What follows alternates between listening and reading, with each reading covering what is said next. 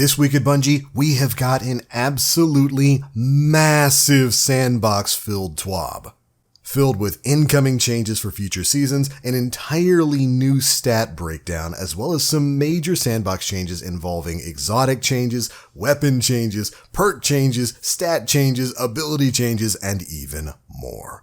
What's going on, Guardians? My name is The Black Link, and today is April 21st, 2022, a Thursday. And you know what that means. It's time for this week's issue of the Bungie Weekly Blog, This Week at Bungie. And you might want to grab yourself a drink for this one, Guardians. It's chock full of information. Let's go ahead and dive right into it. We've got some major sandbox changes that are going to be prepped and ready for Season 17, beginning May 24th. And as a part of these incoming sandbox changes, Bungie's going to be making some major fundamental changes to the way parts of the game work. In particular, they're rebuilding the way Airborne gameplay works with a brand new stat we'll be covering. They're finally giving us a way to somewhat mitigate flinch, and they're looking to reduce the number of one-hit kills in PvP. All of that and more is going to be addressed here in this major section of the TWAB titled That's a Big Sandbox. But, curiously enough, they started off with some information about something that definitely needs a bit of a buff right now: glaives. Here's what's going to be changing with these in Season 17. Glaive Shield is going to grant 97.5% damage resistance in PvE and 75% resistance in PvP, meaning you're going to have significant damage reduction when you're using the shield option even in PvP with glaives. They've also increased melee damage versus PvE enemies except for bosses and vehicles by a full 25%. Glaives are going to be hitting a lot harder in Season 17. Additionally, they've reduced energy drain speed while shielded by 30%, and they've increased the projectile speed dependent on the range stat. At 0 stat, it's going to be increased from 30 to 60 meters per second, and at 100 stat, it's going to be increased from 80 to 100 meters per second. Pretty sizable buff there for the glaives overall. But that's not all that's changing with this weapon class. We're also seeing some major changes to the exotic glaives, something I think a lot of players have been calling for since they've overall felt really kind of underwhelming. They definitely don't feel worthy of the current exotic slot when we've got so many other better weapon options in the game. So here's what's going to be changing with those. The exotic glaives have all been buffed, in addition to the global glaive changes we've already covered. Here's what else is going to be changing for the specific exotic glaives.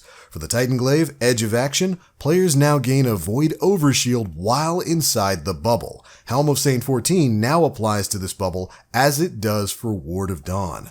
So when you pop that glaive bubble, you're now going to get your own overshield when you're standing inside of it, and it's going to work alongside Helm of Saint 14 to confuse and blind any enemies who are stupid enough to step inside of it as well. For the Warlock Glaive, Edge of Intent, they've increased the speed and acceleration of the healing turret projectiles. And finally, for the Hunter's Edge of Concurrence, they've tripled the damage of the wave detonation and increased the number of enemies it can chain to from 4 up to 8. This is a massively positive change for the Edge of Concurrence, being able to basically get triple the damage in PvE, while it also gets double the amount of electric chainings between enemies. That makes it sound like a worthwhile weapon to take out on a hunter. Really happy to hear about that. But moving on, we've got another section titled Global Changes, where they're going to be talking about it's changing the way some inbuilt stats in the game currently work and even introducing a brand new one. They're going to start with the concept of flinch. Flinch is basically aim deflection upon receiving damage. It's a common pain point and something that players have been complaining about for a long time. And I'm happy to say Bungie's finally doing something rather interesting about it. Starting next season, they've rebuilt the stability weapon stat to essentially grant an intrinsic amount of flinch resistance in addition to its other effects, with a maximum flinch resistance of 10% to 25% depending on weapon archetype. With this change, players will be able to build for flinch resistance more easily on weapons that feel flinch more than others, and less so on special weapons, which they don't want to be easier to use when under fire. So here's a few notes about the way flinch is going to be changing. Do note that higher zoom weapons are always going to be more affected by flinch, which Bungie took into account when tuning some of these numbers. But here's a breakdown for flinch resistance with 100 stability. This will grant you 25% flinch resistance on auto rifles, submachine guns, and bows, 20% flinch resistance on pulse rifles, scout rifles, sidearms, and machine guns, 15% for hand cannons and trace rifles, and 10% for fusion rifles, shotguns, sniper rifles, grenade launchers, both breach and drum, linear fusion rifles, both special and heavy versions, and rocket launchers. Do note that a stability stat of below 20 will technically have a small flinch resistance penalty, but only around 5 weapons have a stability stat in that range. And so that is how the stability stat is going to be affecting flinch moving forward. So you're really going to want to shoot for 100 stability on some of those weapons that are really suffering from flinch right now, as that'll give you the absolute most amount of flinch resistance in the game. And then they even give a couple of examples towards the bottom, like a 100 stability stat Suro's pulse rifle would say Suro's Synergy Active is going to have massive flinch resistance when you mix it with something like 10 resilience and no distractions and say 1 or 2 unflinching pulse rifle mods while being buffed by a rally barricade. That's a lot of buffs, but they show you'll have about 90% flinch resistance, so you shouldn't be really getting affected by shots at all. Overall, I'm happy Bungie's doing something about the flinch in this game. I'm not exactly sure if I like that it's going to be tied into the stability stat itself, but I'm definitely willing to try it out. I'm very happy. This is much better than just leaving things as they are, where you can be flinched out by a lot of things, especially in PvE. Really happy to see the change. Next up is another one that a lot of players have been calling for a long time. A change to in-air accuracy. Starting, I believe, in Season 17, Bungie is creating a brand new weapon stat titled Airborne Effectiveness, which is going to be present on all weapons except those where being airborne won't have an effect like swords.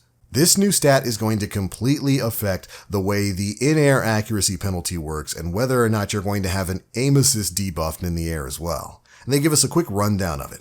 With little to no investment into this new stat, say 0 to 30 airborne, a character will have a smaller accuracy penalty than retail, but will have significantly lower aim assist. With minimal investment, say from 31 to 50 in the airborne stat, a character will have around the same in-air accuracy as an Icarus-equipped weapon does currently, but with noticeably lower aim assist.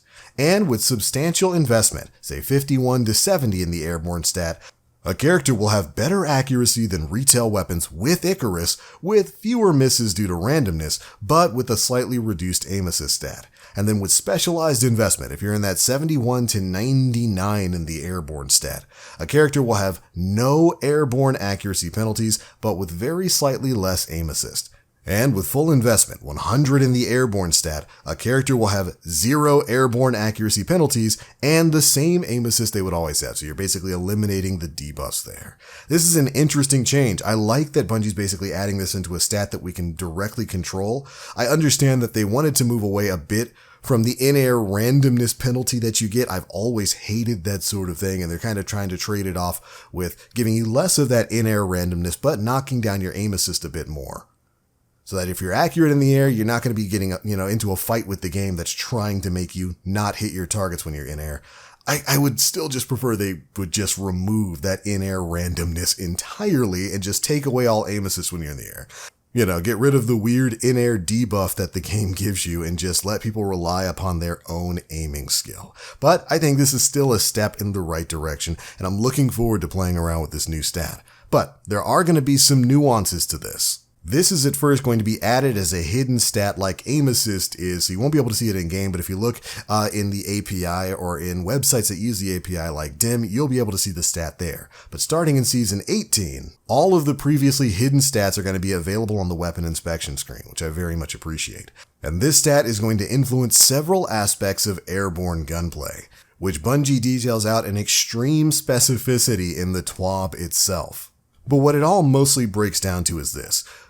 Overall, you're going to get fewer misses due to randomness from the accuracy cone while you're airborne, but your reliance upon accurate aim is going to be much higher the lower your airborne stat is. You're going to be able to rely upon your aim assist much less when you're in the air, which, like I already said, I think I'm personally fine with. To make this easier, you'll need to build into Airborne if you want to get that randomness either heavily reduced or completely eliminated, while maintaining some semblance of your current aim assist. Bungie gets into great detail here in the TWAB. You should definitely go check it out if you're a numbers guy and you want to see the exact way this is going to be changing. There's a ton of information in there to process though, and you just want to know the basics I just covered. The higher your airborne stat is, the less randomness you're going to have in the air, and the more of your aim assist you're going to be able to keep. Now, let's talk a bit about where this stat is going to be coming from. The Airborne effectiveness stat is going to come from 3 sources: your weapon, your subclass, and your armor. Your weapon will have a base Airborne effectiveness stat, which ranges anywhere from 0 to 10 and 0 to 30 depending on the weapon archetype. Exotics, of course, will have higher base stats than general legendary weapons, though. The Icarus Grip and Adept Icarus mod will give you plus 15, and certain weapon perks, such as the redesigned Aerosol, which we'll be talking about a little bit later, will also give you a benefit to that. And then Bungie gives us a list here of what the average starting stat ranges are going to be based on existing weapon archetypes. Additionally, higher tier legendary weapons, think stuff that drops from Trials, the Raid, and the Nightfall, are also going to use the upper end of all of these ranges. So you're more likely going to be able to find hand cannons that are closer to 25 in Trials and in the Raid and in the Nightfall than you would just by running regular Crucible. And as mentioned before, some class abilities are going to be giving you some of that air effectiveness stat as well. Stuff like Heat Rises on the Dawnblade Warlocks is going to give you plus 70 when the Heat Rises perk is active. While Tempered Metal is going to give you plus 20 after getting a solar weapon kill, and the Whisper of Hedron Stasis Fragment is going to give you plus 20 after freezing a target. Other exotic armor abilities can add into this stat as well, and I've got a list of those right here if you want to check them out. It includes stuff like the Foe Tracer, the No Backup Plans, the Lion Rampants, the Eye of Another World, Astrocyte Verse. There's going to be a lot of different ways to buff up your air effectiveness stat when this comes into play. Which hopefully means you're not going to have to completely remake a bunch of your builds in order to accommodate this new weapon stat. But moving on from the air effectiveness conversation, we've got some changes to playlist weapons. These are basically drops that are going to be dropping from your core ritual playlist: Vanguard, Crucible, and of course, Gambit. Here's what's going to be changing. Playlist weapons will now have a chance to roll with extra traits in one or both columns, increasing with the number of rank resets with that vendor during a given season. So the more you rank up, the more opportunities to get extra traits on your weapons. And of course, because reputation resets each season, you'll need to play these activities each season to unlock the potential for these extra perks and traits. And all playlist weapons from Beyond Light and later will drop with the appropriate origin trait. So, if you're a fan of origin traits, rejoice. Ritual weapons and ritual playlists are going to be dropping even more of those moving forward. Now, the next section we're going to be talking about has to do with Bungie wanting to knock down the total number of one-hit kills that are available in the Crucible right now. This, of course, is going to be tied intrinsically with the special ammo economy, which, of course, will also be seeing some big changes starting next season. Here's what they're going to be doing. First, they've reduced the damage bonus for Empowering Rift, High Energy Fire, and Inertia Override from 20% down to 15% exclusively against players. This has no effect in PvE. This is to knock down on the amount of one-hit kills, like dropping an Empowering Rift and getting a cheesy one-shot kill with La Wrench Driver, a high-impact sniper, or something like La Monarch. And it's something that a lot of players have been calling for a long time. Knocking that damage down to a 15% bonus rather than a 20% bonus is going to leave you with a little bit of extra health there, and an actual opportunity to respond to some of those moves. Next up, Bungie wants the special ammo economy to be a bit less plentiful, making it more difficult to chain special weapon kills. So, they've made a major change. They're disabling ammo scavenger mods entirely in PvP. No matter how much ammo a player was carrying upon death, if you pick up a special brick, you can only get 1 ammo for a shotgun or sniper rifle, or generally 1 kill's worth of ammo for weapons that require more than 1 shot to kill, like the Forerunner or Trace rifles. They've also retuned several special weapon archetypes and exotic weapons with the general goal of reducing the effectiveness and uptime of special weapons. And we'll be getting into that in just a little bit. This is already a pretty major change tied in with the change of air effectiveness, which is going to hit special weapons, especially those one-hit kill special weapons, harder than it does for basic primary weapons. Showing that Bungie's really trying to move towards a more primary-focused gunplay inside the Crucible than what we've currently seen. And so, special weapons are going to have a slightly larger airborne accuracy penalty than all primary weapons at 0 airborne effectiveness stat. And of course, you can reduce that penalty to 0 at 100 airborne effectiveness, like we previously discussed. Now, this might seem like something that's going to specifically affect, say, sniper rifles, but we are seeing at least a bit of a positive change for that archetype of weapons as well. They've reduced the stow, ready, and aim down sight times by 10%, basically making all snipers a bit snappier. Next up, we learn about changes to shotguns. They're seeing a pretty big nerf across the board. They've reduced the damage fall off start and end by 1 meter, and they've reduced the aim assist and magnetism fall off start and end by 2 meters. So shotguns are going to be, they're having their effective range cut down a bit, and they're having their effective aim assist cut down a bit as well. Fusion rifles aren't escaping the nerf train either, by the way. They've reduced the damage fall off near distance starting at 2 meters at 0 range and 1.3 meters at 100 range. They've also reduced the damage fall off far distance by about 1 meter at 0 range and 1.3 meters at 100 range. And finally, they've reduced the recoil scalar variance between 0 and 100 stability. At 0 stability, things are unchanged at 0.75. At 100 stability, it's increased from 0.5 to about 0.550, meaning you've basically increased the recoil penalty only very slightly. So big changes for special weapons all around. But that's not the only changes for fusion rifles. They're seeing some archetype changes as well. For high-impact fusions, they've reduced the unmodified high-impact charge time from 1 second down to 0.96 seconds and increased the damage per burst by 10. For precision frames, they've increased the unmodified charge time from 0.74 to 0.78. And for rapid fires, they've increased the charge time from 0.46 to 0.5 seconds and decreased the damage per burst by 20. Overall, they made these changes because they felt that basically rapid-fire frames were dominating in all aspects of the game, and they wanted to give more people a reason to use some of the high-impact frames. And while I don't mind the increasing the charge time a bit on the rapid-fires and the precision frames, that damage burst nerf to rapid-fires is gonna hurt a bit. Next up, we've got some positive changes for trace rifles. They've increased trace rifle damage against non-red bar combatants by 20%, meaning it's going to deal more damage to majors and ultras. Additionally, they've increased the ammo picked up per special ammo brick from 18 to 30. 2 much needed buffs for the trace rifle archetype. Alright, take a deep breath. I'd say we're almost roughly halfway through the TWAB's changes. Next up, we've got some changes to primary weapons. Starting with auto rifles.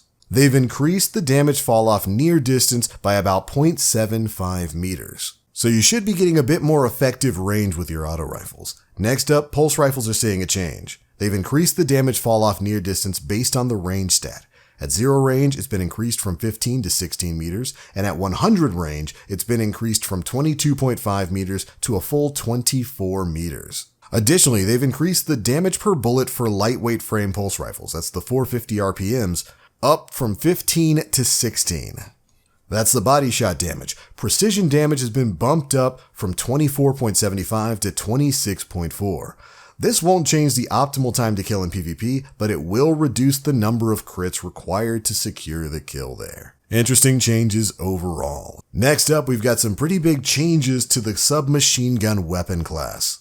In particular, Bungie kind of wants to knock down the dominance of weapons like Shayura's Wrath and especially the multi-mach. So, here's what Bungie's going to be doing to buff some of those other archetypes. First, they've increased damage fall off by about 1.5 meters, making all submachine guns hit a little bit harder, a little bit further out. They've also adjusted the zoom values on most of the viable legendary submachine guns and one exotic. Shayura's Wrath has seen this bumped from 17 down to 16. The Multi-Max with the max zoom scope has been bumped down from 17 to 15. Second highest zoom will bring it to 14 instead. For the stochastic variable, its zoom has been bumped up from 13 to 14. And for the Ikelos, that one's been bumped up from 13 to 14 as well. And the same thing for the 7th Seraph and the Every Waking Moment. Those have both been bumped from 13 up to 14 zoom. Finally, the Huckleberry has seen a zoom bump from 13 to 15. Now, moving on from there, adaptive frame submachine guns are going to be seeing a little bit of a nerf. They've decreased the body shot damage from 12 down to 11.25. But increase the precision multiplier from 1.35 to 1.44, meaning you should be able to kill a little bit easier if you're landing your precision shots, but they're not going to kill quite as quickly if you're just getting all body shots. Alright, that's the changes for submachine guns. Next, we see a change for precision frame hand cannons, which have always been pretty good while airborne. And Bungie apparently wants to preserve that reliable feeling of air accuracy with some of these hand cannons. So, the intrinsic has switched from a 75% airborne accuracy penalty reduction to plus 25 airborne effectiveness stat, meaning precision frame hand cannons are already going to start out with a pretty big intrinsic boost to that air effectiveness stat. Alright, next up we've got changes to heavy weapons. First up, machine guns are finally getting a buff. Hallelujah. They've increased the damage of machine guns by 40% against PvE enemies and 20% versus bosses. Major change. They keep making this. They keep bumping up the damage of machine guns in PvE, and I'm very happy to see it. They go on to note Xenophage and Grand Overture do receive this buff, except for the bonus versus bosses. So they're going to be getting a 40% damage buff against rank and file enemies in PvE, but they won't be getting that 20% boss damage. Next up, they fixed several inconsistencies in stat display between different swords. This is really not going to have any sort of gameplay impact, but they've increased the charge rate stat of Solace Scar from 20 to 50 to match Temptation's hook. Then we're going to be seeing some changes to rocket launchers. In particular, changes differentiating the different archetypes. Precision frames are going to be seeing a 10% damage nerf to both impact and detonation. Ouch. While high impacts are going to be seeing no basic change. Then adaptive and aggressive frames are going to be getting plus 10 to their damage. So when these sandbox changes go into effect, those auto-tracking rockets aren't going to be hitting quite as hard as they do right now. Alright, are you still with me? We've made it all the way to the exotic changes. And strap in, because it's going to be a pretty long list. But we're starting it out with something exciting. Fighting Lion is getting a buff. Bungie is reverting the Season 15 Breach Grenade Launcher Blast Radius reduction, but just for the Fighting Lion. So, Fighting Lion is having its blast radius increased by 0.4 meters. It's also having its damage bumped up by 5%. This is great, happy to see a buff for this gun, but I find it hilarious with all that work that Bungie's already done to knock down one-hit kill weapons in PvP, the stuff they talked about even in this issue of the TWAB with like the ammo economy. They're going to go and give the infinite ammo gun back its blast radius and even give it a bit of a damage buff. Hilarious times ahead for Fighting Lion users. But next up for Eyes of Tomorrow, they've increased its damage versus bosses and champions by 30%. Great. Eyes of Tomorrow definitely needed that buff. After that, we're seeing an interesting change for the Leviathan's Breath. The Archer's Tempo perk from the Catalyst now has increased effect only available on this weapon.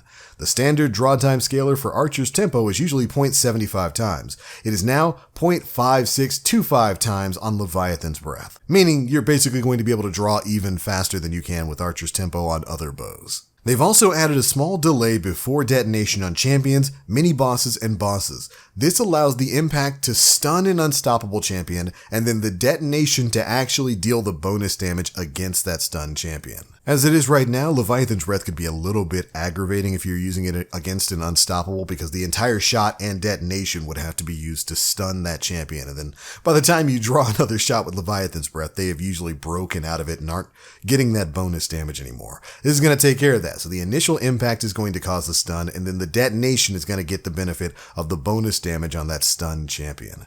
Now, additionally, the damage has changed to be more of an even split between impact and detonation, and increased damage across the board by about 50%. So overall, damage versus champions is roughly going to be doubled, even more so compared to shooting an unstunned, unstoppable champion.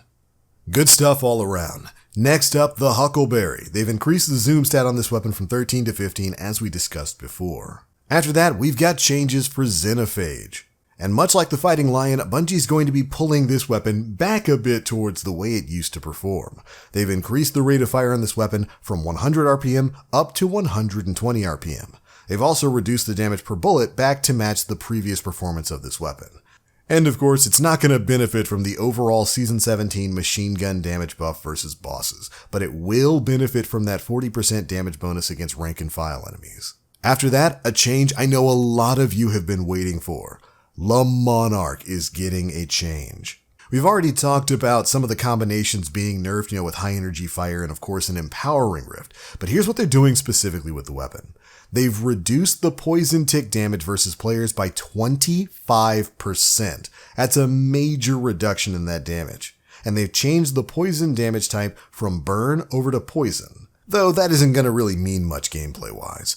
But they have increased the poison tick damage versus AI enemies by 50%. So you're getting more poison damage in PvE, much less in PvP. I'm actually 100% okay with those changes. Le Monarch has presented an interesting problem for quite some time, and I'm glad to see Bungie's doing something about it. Next up on that list, Lorentz Driver.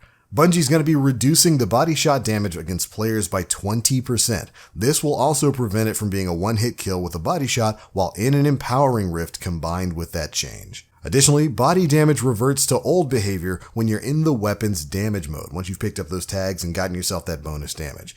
But thankfully, precision damage is going to be unchanged in any firing mode, so you'll still be able to get that high precision damage if you can land your shots. After that, a weapon that's needed a change for a long time and is getting some massive buffs here, Skyburner's Oath. Here's the list of changes for this bad boy. They've increased the ADS projectile speed to 9,999, basically making it a hit scan weapon. Hallelujah. Both the ADS and hip fires are now 150 RPM, and hipfire projectiles no longer track, but arc similar to a grenade launcher, and it now has a larger detonation size than ADS. Additionally, the hipfire detonation also now applies a burn to targets, and the bonus range from the masterwork has now been rolled into the base stat of the weapon. That's incredible. So the bonus range you got from masterworking is now just a base stat of the weapon. And to replace it, the masterwork now grants you bonus reload speed instead. That's just an all-around basic buff for the weapon. Really happy to hear about it. And it now also has the highest airborne effectiveness stat out of any weapon in the game. It comes with a base of 35, because you're supposed to be using Skyburners in the air. Great stuff for the Skyburner's Oath. Next up, the last word is seeing a bit of a change for mouse and keyboard players. They're reducing that recoil penalty from 33% down to 22% to bring it more in line with the way the gun performs on controller. We'll see if the last word starts to become a major problem on PC again. Next up, Arbalest is seeing a PvE nerf. I know a lot of people who are running Grandmasters and whatnot are going to be real sad about that. They've reduced its damage versus champions by 25%, but it will still break barriers in one hit. I think that's a rather heavy nerf for Arbalest. I get that they don't want a universally useful weapon in their in-game content, but I think a 25% damage nerf might be a little on the heavy side there. Next up, we've got Graviton Lance. This is going to be seeing a change to the way its catalyst performs. Previously, the catalyst granted you Hidden Hand for some of that bonus aim assist. So Bungie is changing it from granting Hidden Hand to granting Vorpal Weapon and the Turnabout perk. With Turnabout, of course, using the weapon to break the shield of a combatant or a guardian using their super will grant you an overshield. So using Graviton to break shields is going to give you an overshield now. Honestly, getting that plus intrinsic Vorpal Weapon is, I think, more than a fair enough trade for the Hidden Hand perk. Next up, Grand Overture. With this, they're changing its overflow fire mode. They've reduced the time between burst when in missile mode. Holding the trigger will now fire all missiles in a continuous burst, while tapping the trigger will fire 5-round bursts, so you get a bit more control of how much ammo you're wasting. After that, we've got some changes to some of the exotic trace rifles, starting with Cold Hard. Sustained damage on this weapon now creates an ionic trace, and collecting that ionic trace will grant energy to all of your abilities, very similar to that ionic trace perk that's already on Stormcaller. Additionally, they've increased the grace time before the damage ramp up clears from 0.113 seconds to 1 full second. Meaning after you fired the gun for a while and achieved its maximum ramp up damage, you're going to have a full second of not firing before the gun ramps back down. Next up, Prometheus Lens. With this, the sustained damage applies a more useful burn to your targets. Then we've got a change to Wave Splitter. This is the one where, power cycling would change the damage output from low to high. Well, they're kind of getting rid of that. The power level no longer cycles randomly, and the default damage output is going to be the same as the old middle tier. And now with the Wave Splitter, picking up an Orb of Power now grants you 10 seconds of maximum power and caps at 20 seconds, up from 5 and 10, and it now suppresses targets while granted this mode by picking up an orb. I like that. Basically, you use Orbs of Power to charge up the Wave Splitter. After that, we've got a change to Osteostriga, where they basically corrected rotation on the projectile model. Sometimes it was pointing 90 degrees in the wrong direction. Then finally, in a change I know a lot of you are going to be happy about, Lord of Wolves is getting yet another nerf. they've reduced the damage fall-off start and end by 25%. Another pretty heavy nerf for the king of all shotguns.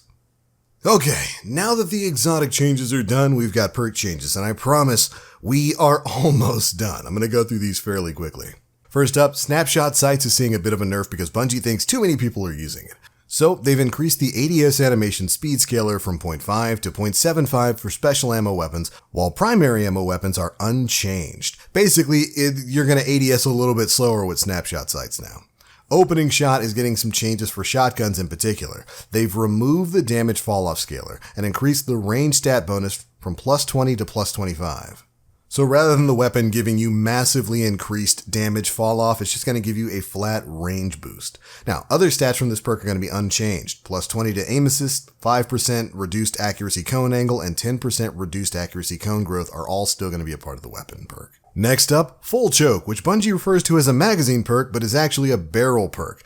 With this, they've increased the spread angle from 0.95 to 0.9625.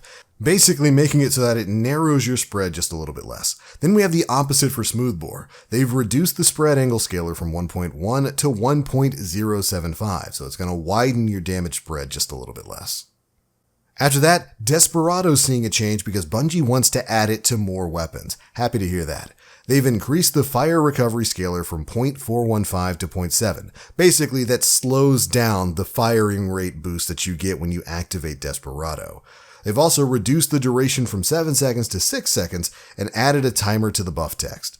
But to balance those two nerfs out, they have removed the Pve Damage Penalty. Bungie's making these changes here because, like I said, they want to add it to more weapons. And if you add Desperado to some weapon archetypes in Crucible right now, it would completely break PvP. So I can understand why they're going to slow down that firing rate boost you get by just a bit. And I'm happy to see that they're going to be removing the Pve Damage Penalty entirely. Good change. All right, Aerosol. Do you guys remember that perk? Well, now with the new Airborne effectiveness stat, it's coming back to the game. It's been rebuilt now to grant you up to plus 60 Airborne effectiveness stat when wounded. Same trigger cause conditions as Eye of the Storm. Then we've got Mulligan. They've increased the chance to return ammo on a miss from 20% to 35% on primary ammo weapons. However, the effect is unchanged on special and heavy ammo weapons to make it a little bit more reliable on your primaries. After that, Compulsive Reloader's getting a pretty good buff. They've increased the reload stat buff from plus 40 to plus 50 and added a 0.95 times reload animation scaler. So Compulsive Reloader is going to make you reload even faster in Season 17. Finally, Adagio, which is kind of part of a few cheesy builds in PvP right now, allowing for one-shot kills with stuff like Fortissimo, slug shotguns, one-shotting to the body. Well, as Bungie talked about earlier in this TWAB, they want to cut down on some of that stuff. So they've reduced the damage bonus of Adagio for shotguns from 30% down to 20%. So you're going to deal a bit less damage with Adagio with shotguns so that you're not running around one-shotting people all over the Crucible. Well, at least one-shot body-shotting people all over the Crucible. Alright, after that we've got a change to a mod. Icarus Grip will now grant the Airborne effectiveness stat instead of its previous Airborne accuracy penalty scaler. So they've removed that scaler and it now just grants you plus 15 Airborne effectiveness. While Adept Icarus now grants you that same plus 15 Airborne effectiveness plus an additional 5 handling. And there we go. That is it for the major list of Sandbox changes in this week's TWAB as it pertains to a lot of weapon archetypes and all that kind of stuff. I promise you we're nearly done. First things first, we've got a list of things that are going to be disappearing starting in the beginning of Season 17. This is going to include some fan favorite weapons, so you're going to want to pay attention here. Here's the stuff that's going to be leaving the loot pools at the beginning of Season 17. In Iron Banner, you'll no longer be able to get the Occluded Finality Sniper Rifle and the Finite Impactor Hand Cannon. From Nightfalls, you'll no longer be able to receive the Comedian and the Palindrome. Palindrome is one of the best hand cannons in the game, so make sure you farm out a perfect one before the end of this season. Remember, Season 17 starts on May 24th. Then, Trials of Osiris, we are losing access to Shayura's Wrath and the Messenger. So if you want a good one of those, you're going to need to farm those out before Season 17 begins. Next up, here's the list of loot leaving loot pools at the beginning of Season 18. In Iron Banner, we'll be losing access to the Peacepawn Sidearm and the Archon's Thunder Machine Gun. In Nightfalls, say goodbye to Plug 1 and the Hothead. And in Trials of Osiris, Eye of Sol and the Summoner will be seeing a bit of a sunsetting. That's what's going to be going away at the beginning of Season 18. And I'd imagine as Bungie's cycling these weapons out, they're going to be cycling new and returning weapons back in. Fingers crossed for that doctrine of passing. Bungie's got to give it back to us at some point in time. Okay, now we've got a short list of tuning changes that we're actually going to be seeing sometime soon as next Tuesday on April 26th.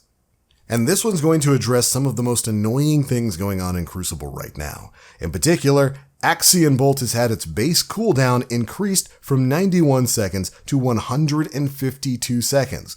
What does this mean? You're not going to be able to throw nearly as many Axion Bolts as you currently are able to in the Crucible. This is to cut down on a lot of the tracking grenade spam that's currently going on.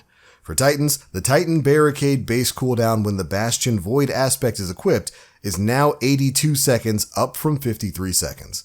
This is going to match the current recharge rate of a Warlock's Rift, and is basically being done to cut down on the amount of times people are able to just pop a rally barricade or whatever and get an overshield in PvP.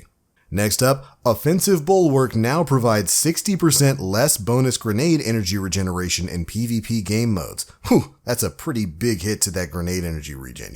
You're actually going to have to spec back into Discipline if you're a Titan. And Whisper of Chains now provides 15% bonus damage resistance against players when near a stasis crystal, down from 25%. This is, however, unchanged versus PvE targets. This is directly targeted towards you Renewal Grasp hunters out there. You're going to be getting less of a damage resistance bonus when you're using Whisper of Chains and standing inside of your Dusk Field. But it's only the first part of a 1-2 punch, because Renewal Grasps are seeing a nerf. While equipped, Renewal Grasp increased the base cooldown of the Duskfield grenade from 62 seconds all the way up to 152 seconds, more than doubling the amount of cooldown time you have to wait for to get your Duskfield grenade back. That is a pretty heavy nerf and is of course designed to stop all of the Duskfield spam that's going on right now. Now, additionally, the outgoing damage penalty applied to the player victims in the Renewal Grasp Duskfield grenade has been reduced from 50% down to 20%, but the damage is unchanged versus PvE targets. So basically, if you're somebody out there and you get caught in an enemy player's Duskfield, you're no longer going to be getting that 50% damage reduction to your outgoing damage. It's only going to be 20% now, so you should have a much easier time securing that kill if you're fighting the hunter inside their Duskfield. These are pretty interesting changes to Renewal Grasp. I honestly think that cooldown change from 62 seconds up to 152 seconds, that's really heavy. I would have been fine if Bungie added maybe 20, 30 seconds onto that timer, but basically more than doubling it is a really heavy hit. If they had added maybe, like I said, 20 to 30 seconds onto the timer, but then just did the change that they did secondarily by knocking down outgoing player damage for enemies caught in your Duskfield from 50% to 20%, I thought that would have been a fine change, but it looks like Bungie really wants to knock down the amount of Duskfields going on in PvP right now. We'll have to see exactly how this is going to work. These changes again are going into effect next week, April 26th. Alright, Guardians, you guys can breathe a sigh of relief. We only have one more thing to talk about, and it's the Twitch Prime Gaming Rewards. You guys know how this works. If you've got an Amazon Prime account, you can link it over on Twitch and then link your Bungie account to your Twitch Prime Gaming account to receive monthly rewards from Eververse. This time around, we've got the Tip of the Spear Exotic Sparrow, the Tall Tail Exotic Ship, the Drop Pod Legendary Ghost Shell, and the Taunt Dance Legendary Emote. And with that, Guardians, that is all the news fit to print in this week's issue of the Bungie Weekly blog, This Week at Bungie. Congrats to you if you made it to the end of this. This is, I think, easily the longest TWAB video I think I've ever had to make. A lot of really incredible changes. Great stuff that's going to be coming in Season 17. I cannot wait for that. We got a release date of May 24th. Really looking forward to seeing what that's going to be about. We got some interesting changes that are going to be going live next week. All of that was covered here. There's even more details there if you want to read even more into the numbers. There is, of course, a link to the TWAB down in the description box below so you can go and check it out.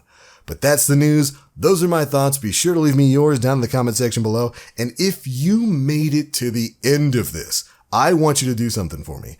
In the comment section, type out RIP Duskfields, because those things are getting bodied with Renewal Grasp, and you'll be signaling to everybody else that you're a real one for sticking around all the way to the end. But that's it for this video. If it helped, if you enjoyed it, feel free to drop a like, make sure you subscribe, and hit that notification bell to stay up to date with all the latest stuff we're putting out. I'm out for now. Thank you all so much for watching, and as always, I am the Black Link. You Guardians, stay frosty.